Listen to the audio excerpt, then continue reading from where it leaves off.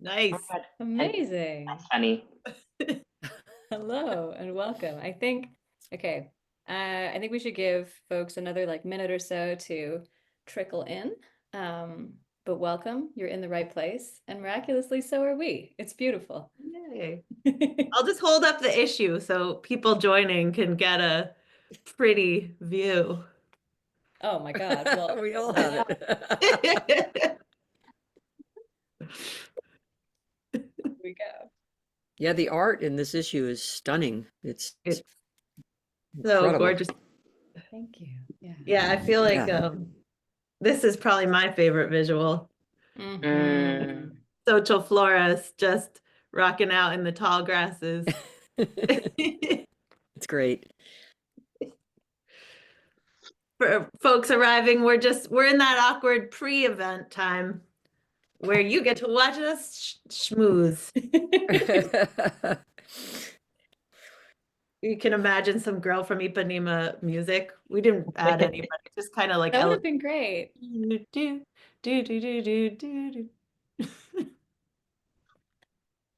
Okay, well maybe I will get us going. I will get us started, and people can continue to filter in as I give my intro. I'm just going to make sure that anything I send to the chat will go to everyone. Well, welcome everybody. Thank you so much for joining us. My name is Taja Eisen, and I am the editor-in-chief of Orion magazine.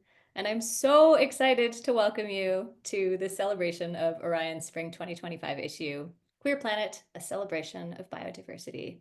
And this event is in partnership with Radiolab, the wonderful, endlessly curious investigative podcast, and Lambda Literary, an organization dedicated to nurturing and advocating for LGBTQ plus voices. And here are both of their links in the chat so you can learn more if you don't know already.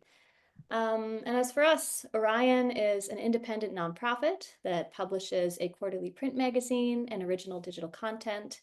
We tell stories at the intersection of nature and culture, aiming to invite readers into a community of caring for the planet. And I really believe that no issue does that as joyfully and as vitally as the one we're here to celebrate today. This issue explores the ways that the more than human world has always been queer, and how that biodiversity is essential to all of our survival. It is guest edited by the wonderful Lulu Miller. It features an all-star lineup, including today's distinguished panelists, who I will say more about in a second, but also Adrienne Marie Brown, Ocean Vuong, Kristen Arnett, Carmen Maria Machado. And it is an exuberant celebration of the queerness abundant in nature. As part of today's event, we are excited to offer you a 20% off subscription code for our upcoming year. And the code, which I will put in the chat, is fittingly Radiolab. And here's also a link that I'll include to buy individual copies of the spring issue. You can find that here. We have a really exciting lineup planned for 2025 and beyond, and we rely on the support of our readers and donors to keep us going. Just one small bit of Zoom housekeeping. If you have any questions, please put them in the Q&A function rather than the chat. And it is now my great honor to introduce today's panel. Our host and moderator, Lulu Miller, is a Peabody Award-winning science journalist. She's the co-host of Radiolab and the host and creator of Terrestrials, Radiolab's podcast for kids. Her book, Why Fish Don't Exist, is an international bestseller that's been translated into 11 languages. She is a contributing editor for us at Orion. She guest edited this issue. And she recently published her debut children's book, Truckee Roads. She lives in the Chicago area with her wife and 2 sons. Amy Ray, who we are so excited to have joining us here today, is a musician, activist, and member of the Grammy Award-winning duo Indigo Girls. In the spring issue, she conducts an expansive and inspiring conversation with Adrienne Marie Brown about queer ecology, collective action, and the interconnectedness of all things. And finally, also very excited to welcome my friend Sabrina Imbler. Sabrina Imbler is a staff writer for Defector, where they write about non-human life. Their memoir, How Far the Light Reaches, won a Los Angeles Times Book Prize in Science and Technology, and their chapbook, Dyke Geology, was selected for the National Book Foundation Science and Literature Program. They live in Brooklyn with their partner, 2 cats, and a school of fish. And now I'm very excited to hand it over to Lulu Miller, our moderator for today. All right. Thank you, Taja. Just another quick time for the intro after the intro. I'll keep it fast so that we can get to the legends in these 2 squares. But first, I really wanted to just say a few quick words about why sitting in this Zoom square at this moment in time means so much to me. So about 3 years ago, I heard about this island full of wild homosexual seagulls. Female to female paired seagulls. They were mating, they were nesting, they were rearing eggs together. And it was this white rabbit for me, or white bird, that pulled me down this kind of wondrous rainbow-walled rabbit hole about the queerness so abundant in nature. And I didn't understand how I, as a queer woman, a science reporter, particularly interested in animals and nature, simply had not heard about the extent of queerness in the wild.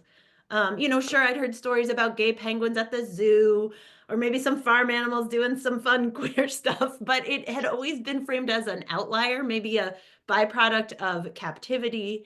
But the more I looked into it, I learned that, same-sex mating and sex fluidity is this deep part of nature, and often a crucial part of a species' survival.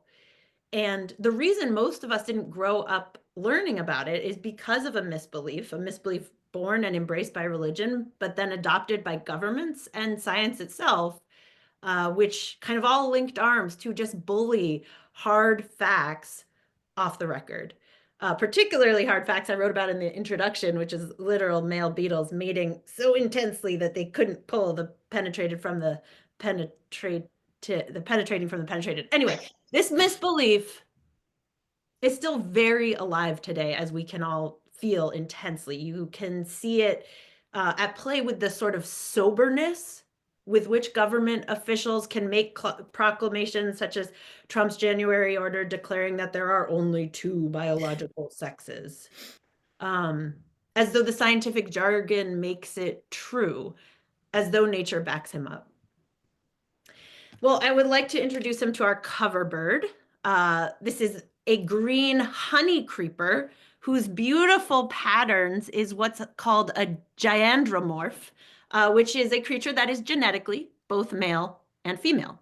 And because in birds those differences are expressed through color, you can literally see both characteristics, the male and female, at the same time. I'd also like to introduce him to the California canary fish, which has 3 sexes, or the approximately 500 or so species of fish that switch between sexes, sometimes back and forth, fluidly over their lifetime, or to mushrooms with thousands of sexes. The list goes on and on.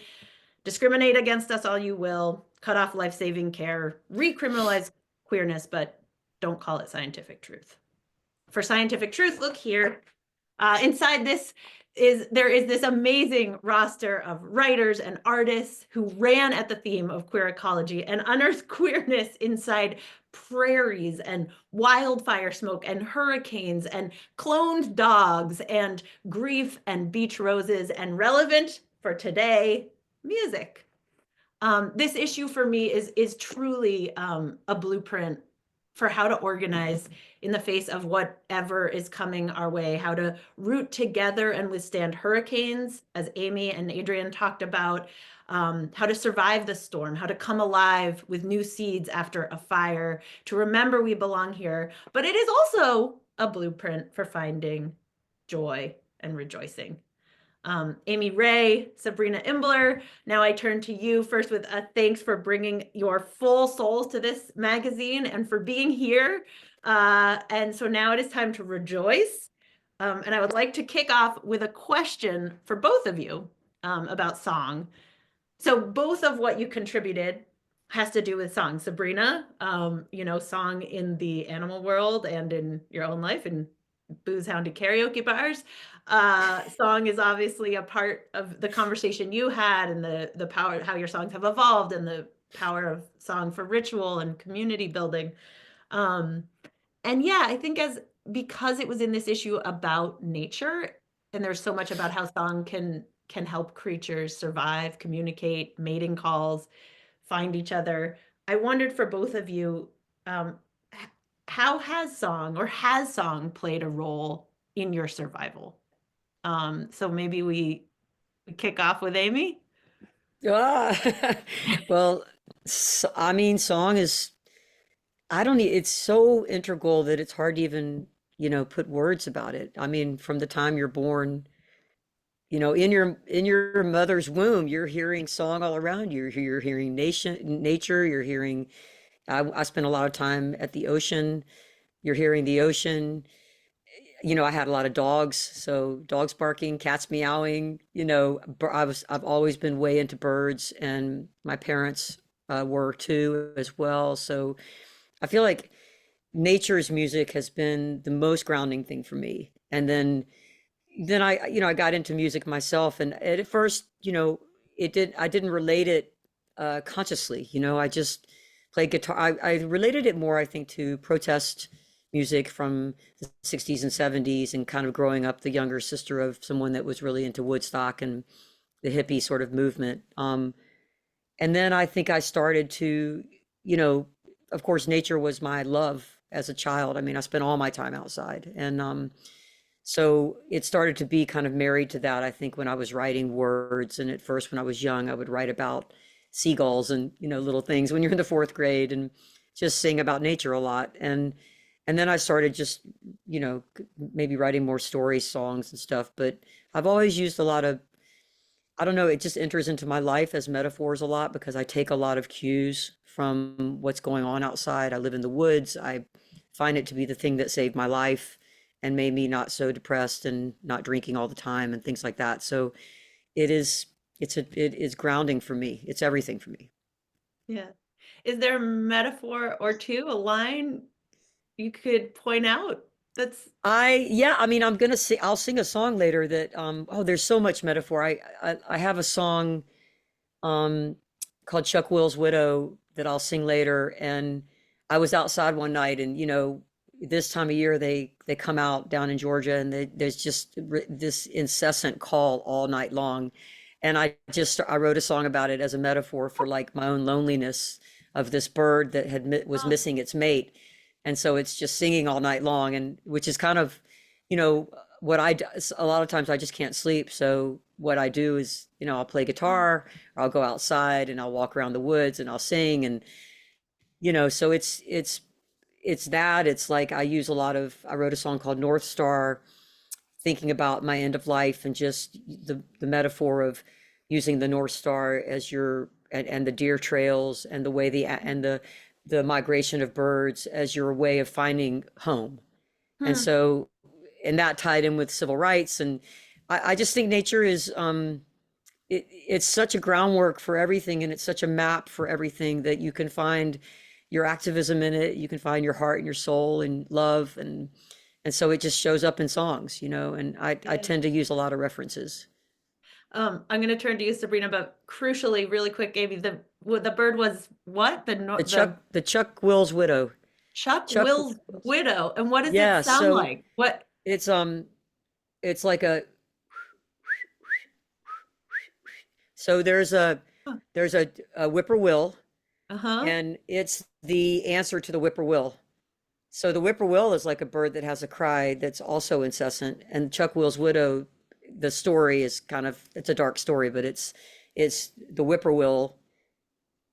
It's the whippoorwill's widow that died. So it's Chuck Will is the whippoorwill, and the whippoorwill, and so let me get this straight. So it's whippoorwill. So Will is the one that dies, and the bird that is singing all night is Chuck Will's widow.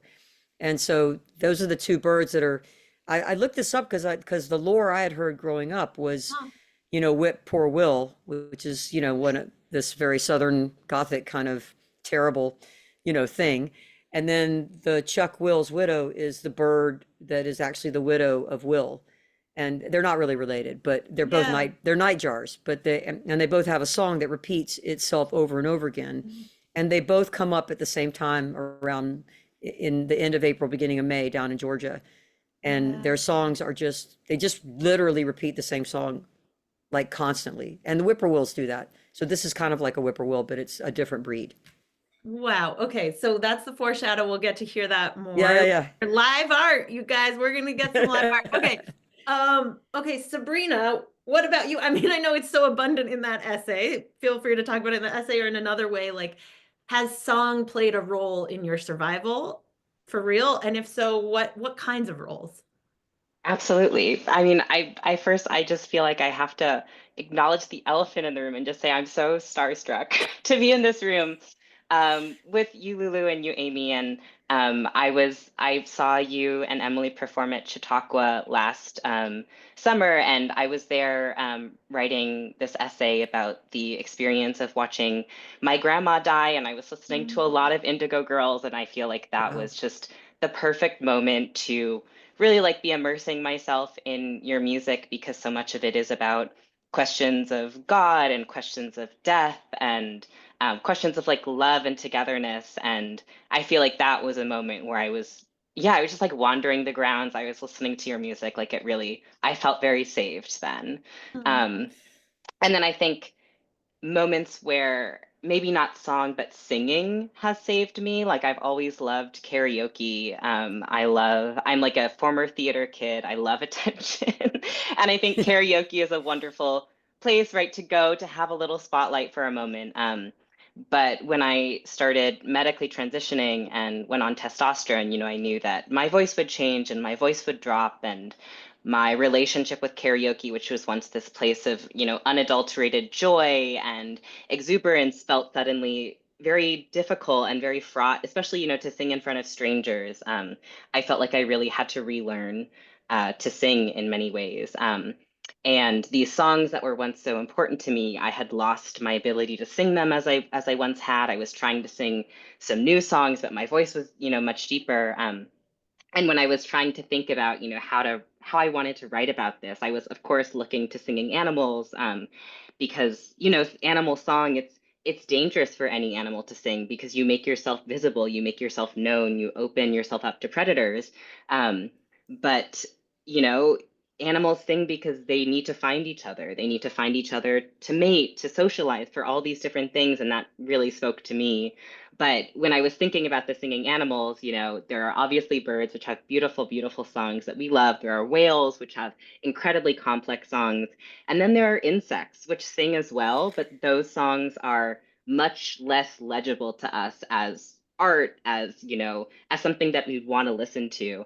And that really resonated with me as someone who would like suddenly, the way that I sung didn't feel very musical at all. It felt very strange. It felt very vibrational.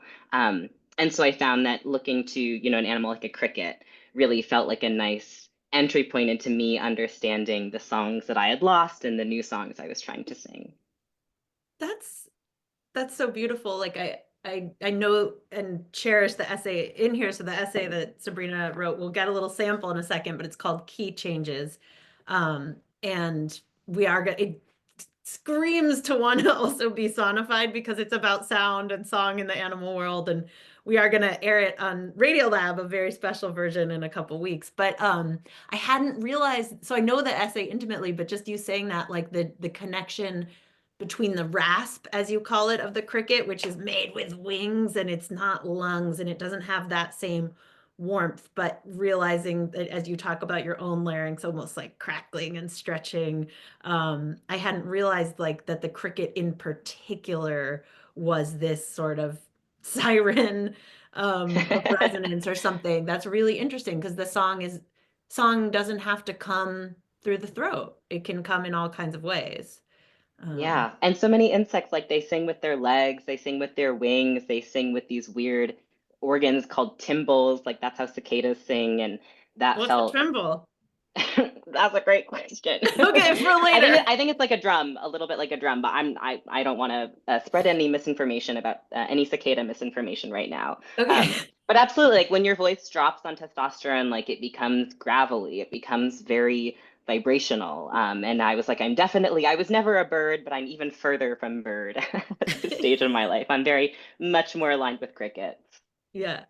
But can I just say I loved your essay so much. I thought it was Thank you. incredible. I really did, and I just there were so many things about it that I was like, oh, I've got to talk to my kid about this, and because my kid's non-binary, and we're just kind of figuring all these things out, and we listen to tree frogs and crickets when they start singing in the spring. It's just the most fun thing to do is go out and try to find where they are by their song, which I know they don't want to be found necessarily, but we use it. And also, Lulu, I want to acknowledge too, like I listen to terrestrial with my kid all the time because it's no, so good. okay, we'll die now too. Yeah. I know it's great. I mean, but that observation, Sabrina, about song being that you have to make yourself vulnerable, that like it is a literal danger, like that and one way to think about that is like cost of lust, like you want to, your mate, you're singing out to attract the mate, and that, I don't know, I guess I wonder for you, Amy, like that real vulnerability, the risk that can come with song. Has that ever been a struggle for you throughout your life, or was it always just no brainer? no, I mean, it's always a struggle, you're vulnerable. And yeah, I mean, I feel like once I get on stage in front, I'm singing, once I start singing, I'm good. But before that, I'm nervous and I'm scared. And it's like if I go to like a protest or something, like I'm often scared about speaking out. But once I start singing, I'm just like, I'm good. It's like a shield for me. And I'm trying to get better at not singing, at being able to be brave when I'm not singing, which is hard. But I think the voice is very vulnerable generally. And I think now there's so much like gender tied with voice, and I'm always called sir, which I'm always kind of like, when I was a kid, it was confusing because I was like, well, I sort of identify as a boy, but I call myself she. And I kind of like it when people call me sir, but it's sort of confusing because I also don't like it because it feels like a mistake. And like I've struggled with that my whole life, and now my kid's struggling with it. So, and I think the voice is this thing that, people associate with gender in this way that's so, to me, loaded and vulnerable. And it doesn't allow you to just be fluid and have the voice you have, and low, high, whatever it is. I don't like it that it's so tied to that. I mean, I had this experience. I went to Vanderbilt Medical, a facility for vocals, because they had to be the best thing to go to, and I had some vocal problems. And it was the worst experience because I got this the first doctor I saw was great. He was a sort of seasoned just singing specialist who I just sung for, and he wanted me to, and they took pictures and all that of my voice, my throat and everything. But when I talked to this lady afterward, she would not let go. She was convinced I was taking testosterone. And I was like, no, my voice has been low my whole life. Really, it's just naturally, this is naturally in my body. I must have extra, I don't know. And she basically like berated me and and was like, I know you're taking testosterone. You can be honest with me. But actually you couldn't really be honest with her because she probably had a real problem with that. You know what I'm saying? And I realized when I left, because it really was hard for me. I just walked out after a while, after she wouldn't stop. And I never said anything to the hospital about it. I never, called them. I think I was shamed. And it really made me think about the voice. And wow, there's so much loaded in this, and people judging you. And which is why your essay was so, it actually made me feel good to read it, because it was like, oh, someone's thinking about the vulnerability of your voice and how it sounds and what it can achieve or not achieve. And, when it's hard, if you're in a different place than you were, like as I get older, I lose certain parts of my range or this or that, and then people judge you based on what it sounds like. So I think I haven't untangled all of it because it's been an ongoing thing like my whole life, voice, gender, the fact that we can't just be who we are, and be completely, fluid and, everybody's beautiful kind of thing. But I think you know, for me, like once I start singing, all of that goes away. You know, the voices in your head. Hmm. And once I, you know, and when I hear my dogs howling, that all goes away too. Like if my husky is singing, I'm like, that's a beautiful song, you know? So, you know, so yeah, I relate. A quick follow-up on that, Amy, like the sense that the singing voice can be a shield, or in that talking for you feels scarier. Is it the pre-written? Is it like, okay, I've got the lyrics I can just slip into? Or is it the melody? Is it It's using words? Like, what makes the shield? it's uh community really, because once you start singing, because it's not, I don't always remember my lyrics, so that's kind of, you know, sometimes it's nerve-wracking that you're going to forget the chords or the lyrics. So you really have to just be zen and think about community and the channeling of music from other places through yourself, you know, like because it's just a magical thing that happens. And I think singing with Emily, for me, I've sung with Emily since I was 10. I mean, I've known Emily since I was 10, and we've sung together since we were 15. So the most of the shield is in the collaboration with someone else. It also happens with my solo band. We play like country music, and we've been together like 12 years. And I feel the same thing when I'm all by myself singing. I'm very nervous. I don't Mm, love it, you know, but mm, so there's a little bit of a shield, but the biggest shield to me when I think about when you ask that is like is the collaborative community, is company, you know, is yeah. it's the tribe, it's the, you know, you're with people, you're with your other singing people. Yeah, And your voices are ejecting from the self and yeah, joining each other. Yeah. Okay, well, I think we should do just, I think if Sabrina, if you're up for it, so that everyone in the audience who hasn't read it yet can get a flavor of what Amy and I are geeking out about how gorgeous this essay is. Would you be willing to read us the first three paragraphs, maybe, just so folks can get a Absolutely. sense of the sorcery you pull about where voice comes from? Yes, totally. So these are the first three paragraphs of Key Changes, which amazing art, amazing yeah. cricket and parasitic fly art. The first sound in the universe is joylessly underwhelming, white noise boring through the taffy stretch of nascent space. The Big Bang is not a bang, but a droning robotic purr, galaxies expanding from the hot throat of a cat. Things cool, atoms whirl into being, then light, scattering in the cosmic fog. Gas clumps to form the first stars, whose huddled masses in turn form the first galaxies. A storm of gas and dust collapses, perhaps T-boned by a nearby supernova, skidding and spinning into a sun, our sun. All of this cacophony, the universe ringing like a cosmic bell, would be brutal for anyone around to hear it. But there is no one, not yet. Life remains entirely uninvented, and when it finally appears, likely around 700 million years later, ears remain entirely uninvented too. So no one hears the torrent of the first oceans, the slick of the first big freeze, the jostling of the continents. Life pleats, becomes multicellular. Sponges drink in the ocean, fungi unfurl, worms slither in the murk. Eventually, the first plants extrude from land and insects skitter. As seedlings swell skyward, thundering into forests, insects sprout wings and join them. This living does not happen silently, bodies scraping through brush, whirring of wings, exoskeletons crunched by jaws. But these noises are unintentional. They are not meant for anyone. This changes 270 million years ago when an insect akin to a cricket scrapes one ornamented wing over another, veins stiffened like corduroy, creating a rasp. The rasp does not sound like a song or even like a note. You might mistake it for one rock scuffing against another. But however tuneless, the rasp of Permostridulus brongniardi became what biologist David George Haskell calls the first known earthly voice. And that is where I'll stop.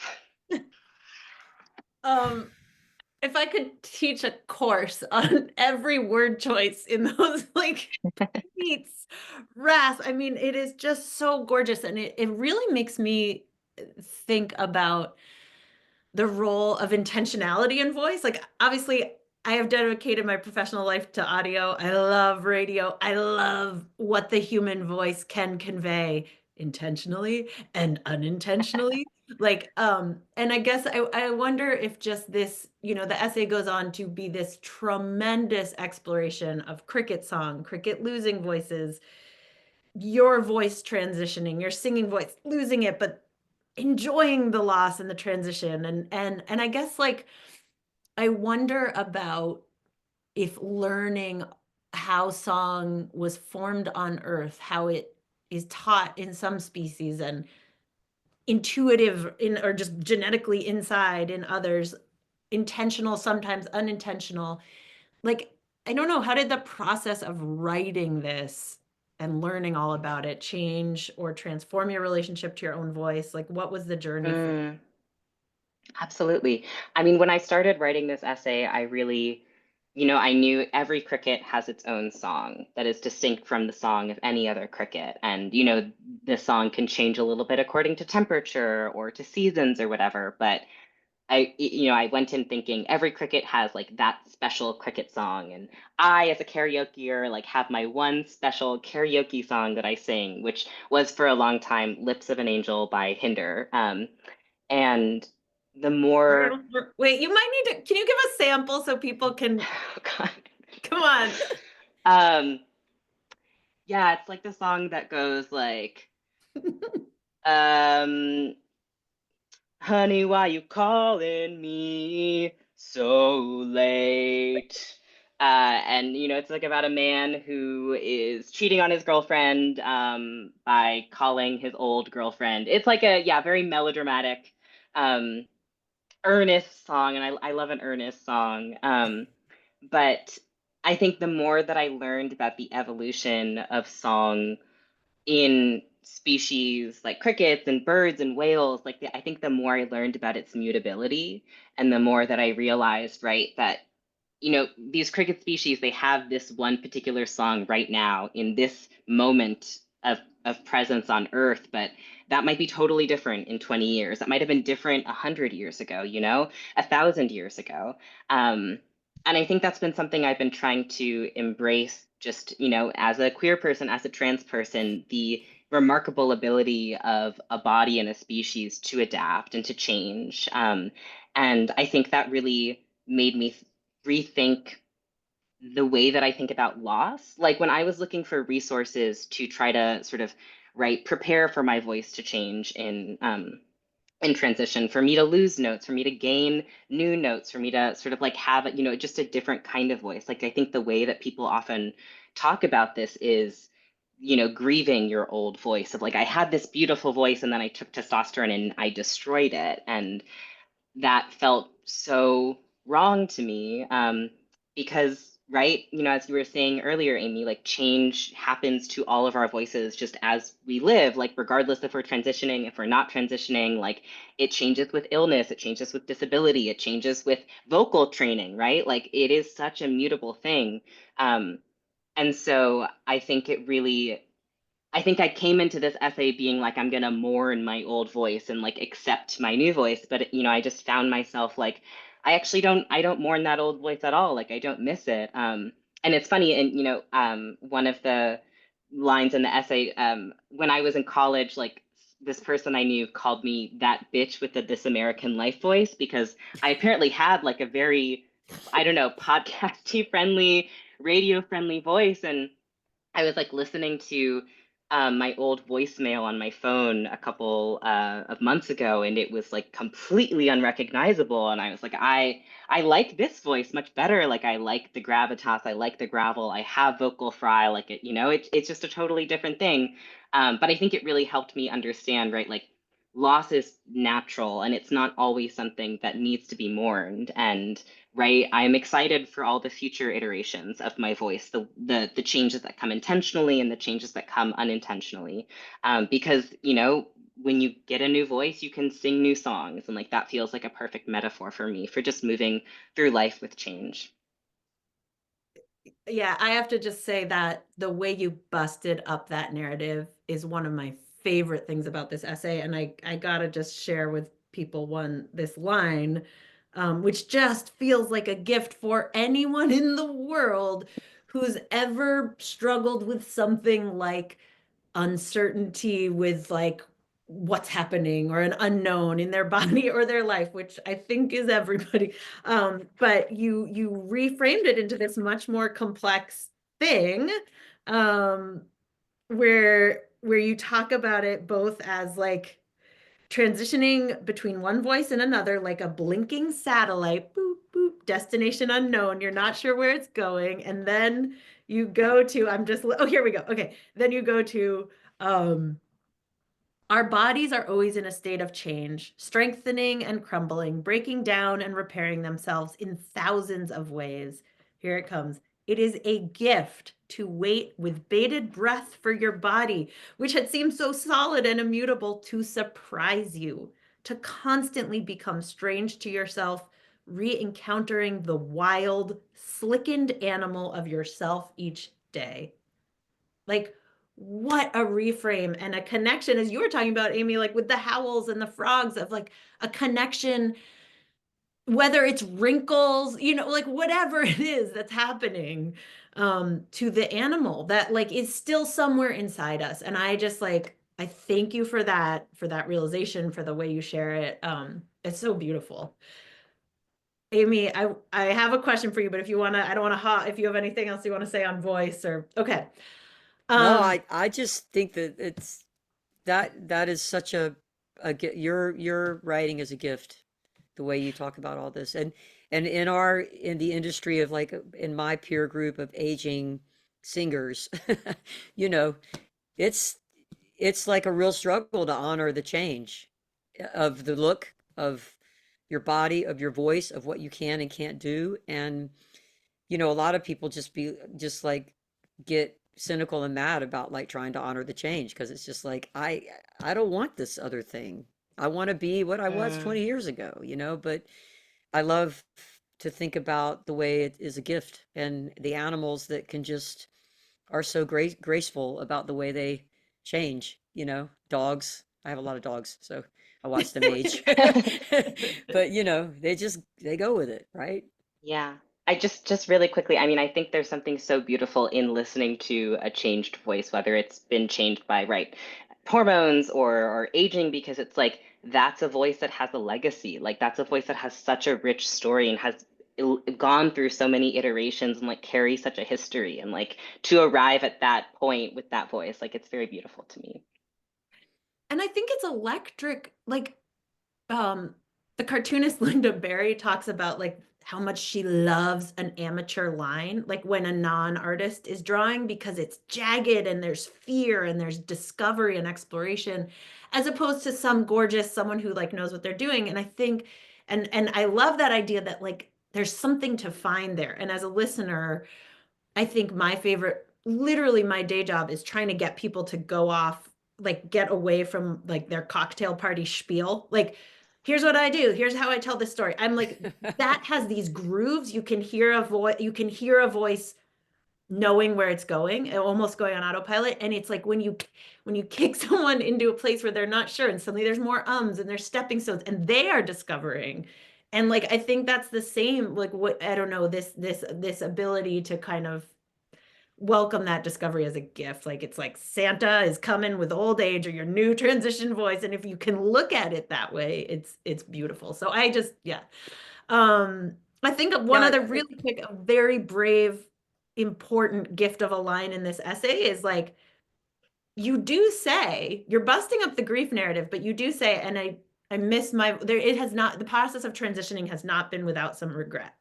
And you let that line in there, which I think, like, in these polarized times, it's so scary to even use the word regret, because it's this, and I wondered about, like, just briefly your choice to do that. And yeah. Yeah, I mean, I think worrying not to, or I don't know. It always felt very, I never doubted putting that line in. And I should say that like I'm working on a new book about bugs that's, I guess, related to a lot of the questions that are in this essay.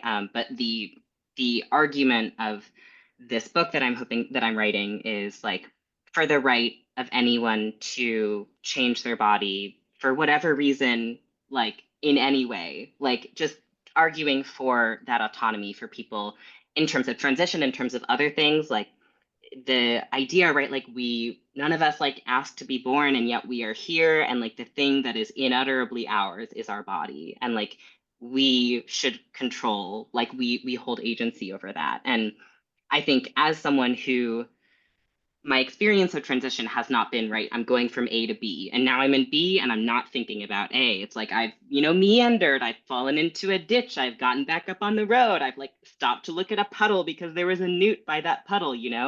And I think I've been so inspired by people who have sort of taken these like pick and choose approaches of transition of like, actually just want these things. I don't need all of it. Or, I'm going to go over here and, for me, like there might be some things that I regret, but the things that I'm promised like are more exciting than that. So I think I wanted to give myself permission to, right, not have to stand by this uncomplicated, like everything that happened I'm excited about, like, and to be candid here, the thing I'm talking about is that when you go on testosterone, you get ass hair. And that was not something that I was like enthused about. You were like, So, wait. Yeah. And it's like, oh, am I not going to transition because I'm going to get ass hair? It's like, no, of course that's worth it for me. But it's like, like I could have gone without it, So I just wanted to, I just wanted to appreciate it. We are here for scientific truth. Yeah, for like more complicated approaches and more complicated feelings about our bodies and how we steward them. Yeah. Okay, well, so Amy, I want to ask you about the term queer ecology, but I also want to ask you something else, and I want to make sure we have time for you to sing. So I'm going to ask the thing I'm really curious about, which is the color indigo.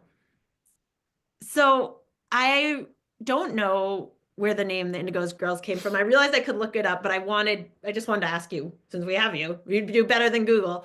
So I wondered where the term has come from for you, and also, yeah, how watching indigo as a color in nature has been a part of your life. Like it is this limit, at least in the sky, it's this liminal moment. It's this transition. You get it. It's not dusk. It's like the dusk between dusk and night. And it's like this shimmer of darkness and beauty and shape shifting. And and then there's a whole, like, there's not much of it in nature, but then, I don't know, in plants, but I guess, so my 2-part question is, where did the name come from?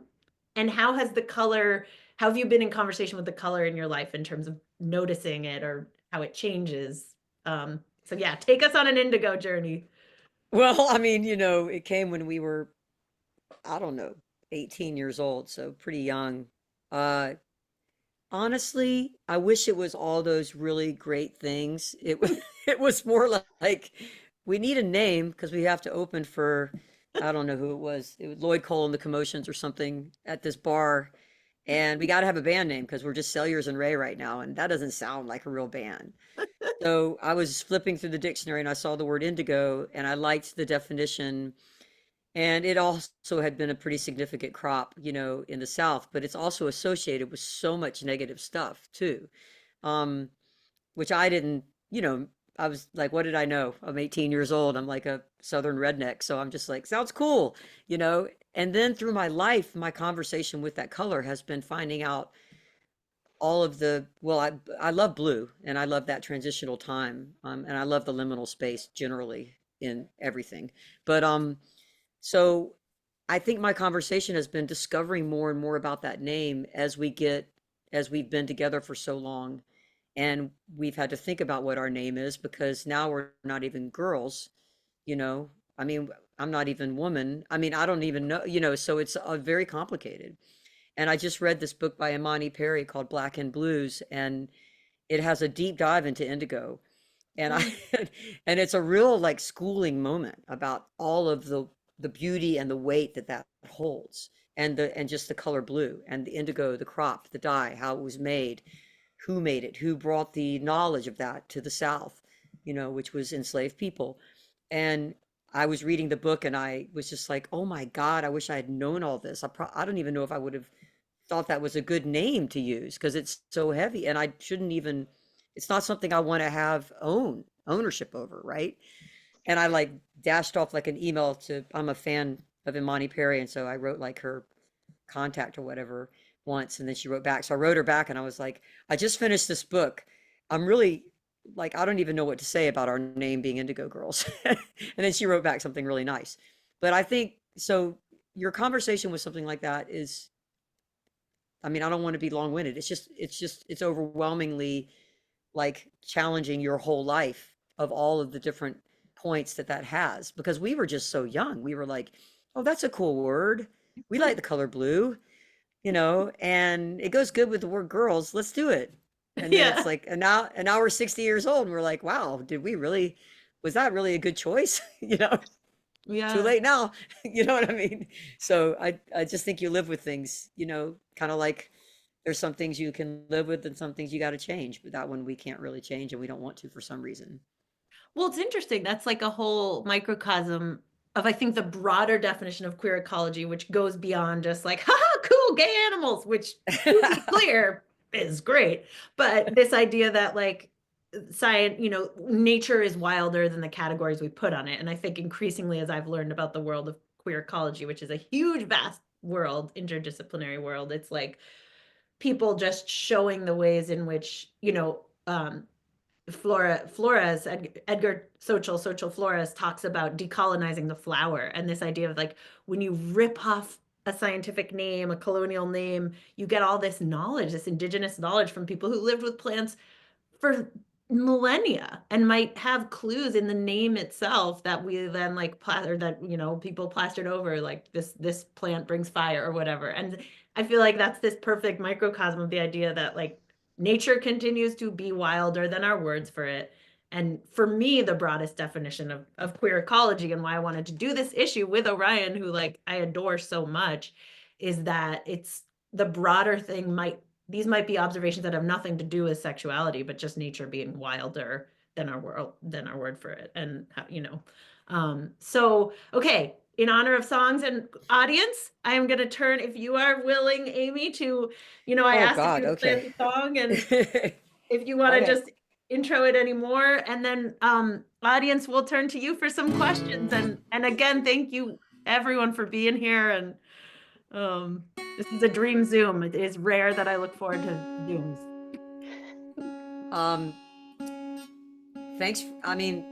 Thank you, Sabrina, and thank you, Lulu.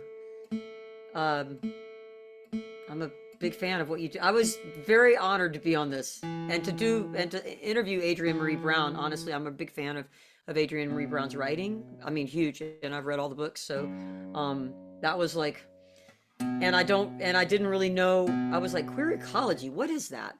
Which is very funny that I guess it's all queer to me anyway, but I learned it through the indigenous lens, really, of everything I know more about environmentalism and stuff. So, which is a very queer lens as well. But anyway, thank you. This is that song, Chuck Will's Widow. I'm going to try to do this. I'm not good at singing on Zooms. I'll just put a disclaimer in there. We appreciate the adventure. Okay. Even a sad song. Let me start over. Even a sad song is better than no song at all. First Chuck Will's widow of a season, I just figured out that lonely bird's reason. Sleeping all day, singing the same song all night long. Poor Will is gone, the sadness is defeating. That aching in your heart surely bears repeating. But it takes all day to gather up the strength to sing this song. I get lost, sad and lonely, so I count the stars above me, and I sing when I should be sleeping, 'cause that's when the world hears my weeping. My neighbors been shooting, they can't get enough. Baby, I'm just Billy Goat's gruff. Around midnight, It'll get tough when it gets quiet. It's just some old tin cans and a buck shotgun. I should be flying down the road in the warm and sun. Park my motorcycle when the day is done and say goodnight. But I get lost, sad and lonely. So I count the stars above me, and I sing when I should be sleeping, 'cause that's when the world is my weeping.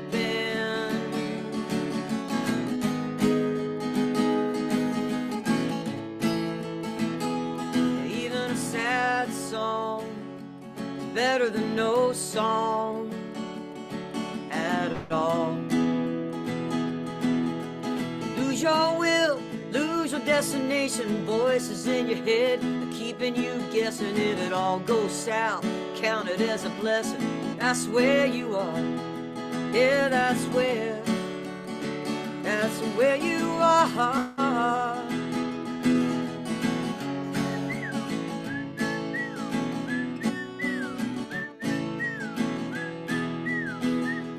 You get sad, lost and lonely. You can count the stars above you, and you can sing when you should be sleeping, 'cause that's when the world is your weeping. Yeah, you can sing when you should be sleeping.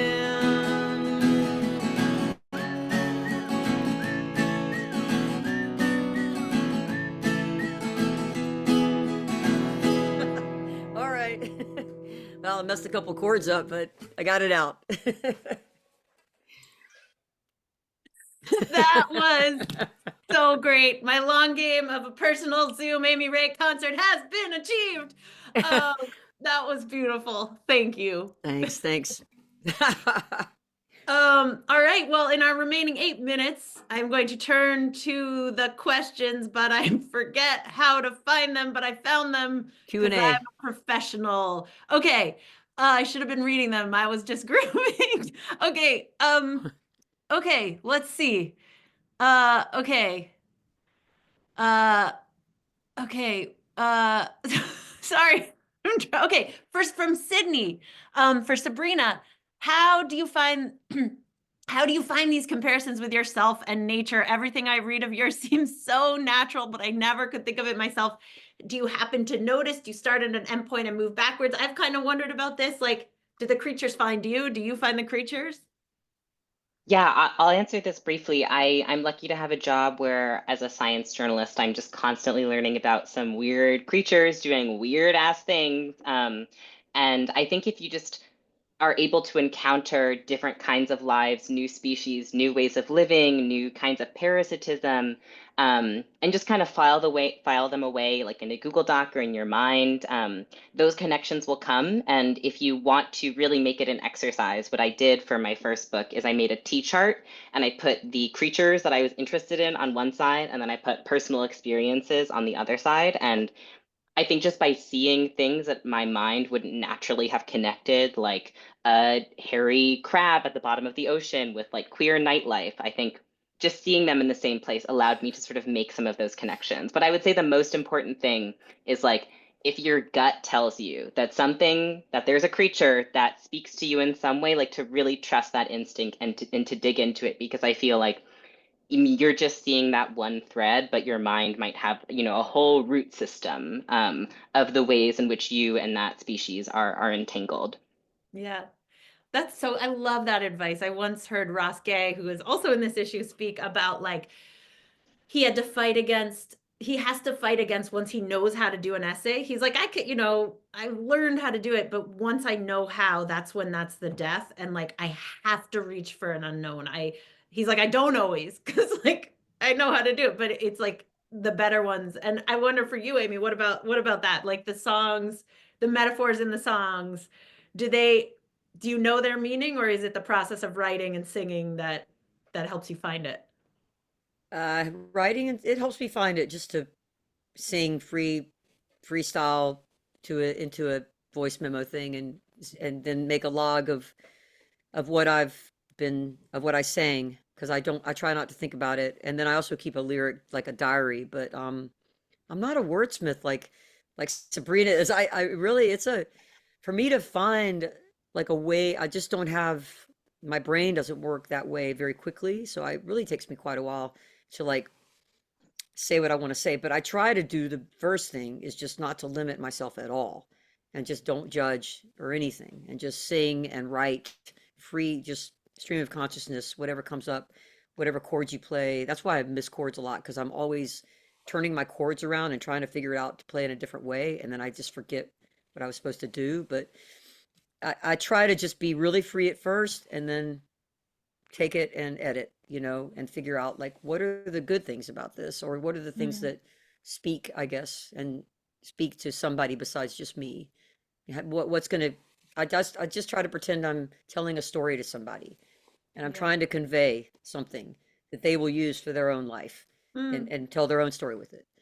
So like you're thinking about giving gifts, giving morsels people can then go take. I don't know how much of a gift it is to any, it's a gift to myself for sure, but So if you read there's a lot of gifts. And really quick, Terry Klee was wondering, what was the name of that perfect song again? It's called Chuck Will's Widow. Chuck Will's Widow. Okay, another question came in. Someone asked Sabrina, what is your favorite fish sound? And I would also ask for Amy, what is your favorite sound in nature? Oh, okay. A lot of great fish sounds. A lot of fish sing, and again, they don't sing with their throats, but they inflate and deflate their swim bladders to make like popping sounds. And this is a little bit of a slant answer, but I love the sound of snapping shrimp. They are the chorus of coral reefs. They make this like crackling, almost like you're frying popcorn like in a pan on the stove. It's just this beautiful sound. And if you're ever like in a coral, not in a, if you're ever by a coral reef, like snorkeling or something, and you hear this like crackling, that's the sound of thousands of shrimp just making their little snaps. It's a beautiful, beautiful sound, and you can just find it on YouTube. Okay. Amy, favorite nature song? And by the way, this came from Leora Hadas. Thank you, Leora, for this. Oh my God, that's like impossible to answer. There's Favorite. Okay, not V. Forget superlatives. They're a favorite. You know what I love is when you're watching dolphins and they're close by and everything gets very quiet and you just hear the sound of their whatever the blowhole thing, I don't know what it's called, but you hear them breathing through that. It's just, and it just becomes, if they're in like a pod and there's like, I have this place where I can go in Florida and just watch these 5 dolphins that always go there for like the last 5 years, 10 years I've seen them. And at one moment they'll be going in and out of the water, and it becomes a very zen experience to just close your eyes and listen to that. It's the breath of the dolphin, and it's so calm, and they know what they're doing, and it gives you a little bit of confidence in the world, I guess, to have a creature in front of you that's so sure of itself in that way. And breathing too. Yeah, they're just breathing. Yeah. And they're doing what they do so well. Well, we could go on, but we're gonna respect everyone's hour. And I guess Taja, if you wanna, I just thank you both, Amy and Sabrina. This is truly a dream come true, and I know that everything that's in the issue, every idea you discussed and wrote about is so powerful, and is gonna stick with me forever. I seriously am gonna like rip some of these pages out and put them on my wall. And so yeah, I hope audience members, if you don't subscribe, that you do check it out. This Orion, no matter the issue, is so special. And yeah. Thank you so much. Thank you to Lulu. Thank you to you as well for this. Just, you were such a wonderful, joyful collaborator on this issue and for facilitating this wonderful event. And thank you to all of you, to Amy, to Sabrina. I am such a fan of all of your work, and I will count myself forever lucky that we got to collaborate on this issue and share this virtual musical space. It was like kind of emotional backstage. I will let you know. I will let you know while the music was going on. We were having a lot of feelings. So thank you. I want to let everyone know that the recording of this event will be shared afterwards. And I encourage you and implore you to subscribe to Orion for more you know, wonderful writing like this. I'll share our code once more for 20% off of subscriptions. Thank you to Lambda Literary, thank you to Radiolab, and thank you all so much for being here for this just really, really special launch event. I hope you all have a wonderful day. Thank you. Thank you. Bye. Bye. Bye.